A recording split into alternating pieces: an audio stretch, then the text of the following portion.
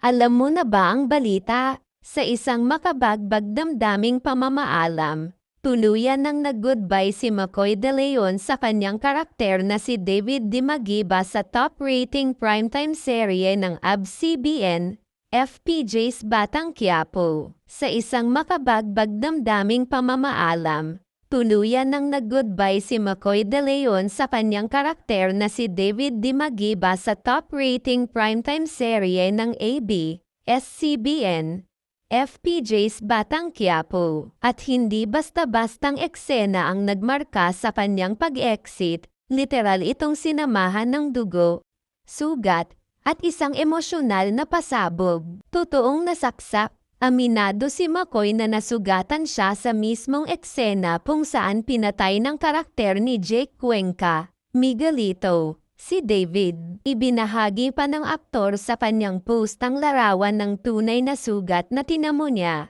sabay biro sa caption. Para mas ramdam, magpasaksak pa talaga. Hehe, joke lang. Mahirap iwasan talaga sa trabaho to. Tila ba isang souvenir na rin ito mula sa huling proyekto niya bilang si David. Pero kung souvenir na ang tawag dito, masasabing hindi lang ito physical kundi pati emosyonal. Marka ng 2 taong paglalakbay bilang isa sa pinakamatitinding karakter sa serye. 2 taon ng aksyon, drama, at dedikasyon sa kanyang mahabang IG post. Inilahad ni McCoy ang lalim ng kanyang koneksyon sa proyekto. Akala raw niya ay iyon na ang huling show niya sa industriya, kaya binuhos niya ang lahat-lahat, emosyon, katawan, at kaluluwa. Bigay ko na lahat, last na to ani McCoy.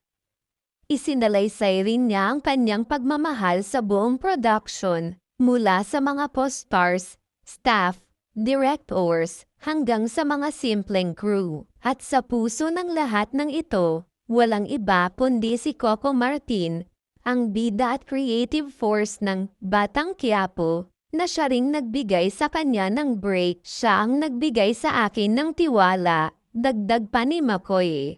Isa siyang tunay na kuya para sa akin. Isang komento. Isang ngiti, hindi rin nakaligtas sa pansin ang aliw na hatid ng isang fan na nagkomento. Sa husay at galing po ninyo, 2 taon nyo rin pong pinataas ang BP ng nanay ko. Isa po kayo sa mga hinahangaan kong aktor. Kung titimbangin, hindi lang pala si McCoy ang naapektuhan ng kanyang pagganap.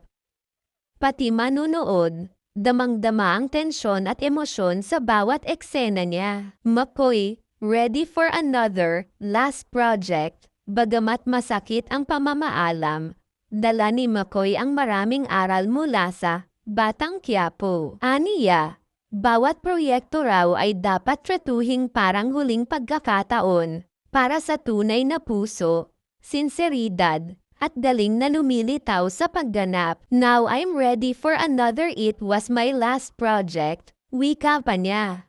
Aabangan ang susunod na kabanata. Marami sa mga kapwa-artista at tagahanga ang nagpahayag ng suporta at paghanga kay McCoy.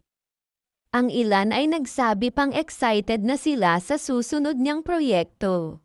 Patunay na kahit na maalam si David, hindi pa tapos ang kwento ni McCoy sa showbiz. Sa huli, nagpasalamat siya sa buong Nazareno, sa buong Batang Quiapo family, at sa mga taga-suporta niya sa loob ng mahigit 2 taon. Kung ang sugat ay simbolo ng sakripisyo, si McCoy De Leon ay isang aktor na handang masugatan. Sa ngalan ng sining, ng karakter, at ng isang kwentong pinagpuyatan at pinagpaguran. At kung ito nga ang kanyang last project, ito'y naging isang makapangyarihang poem na hindi madaling kalimutan. Ngunit sa galing, dedikasyon, at pusong pinakita niya, mukhang hindi pa ito ang huli.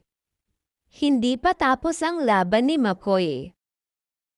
Please like, comment, share and subscribe. Thank you for watching.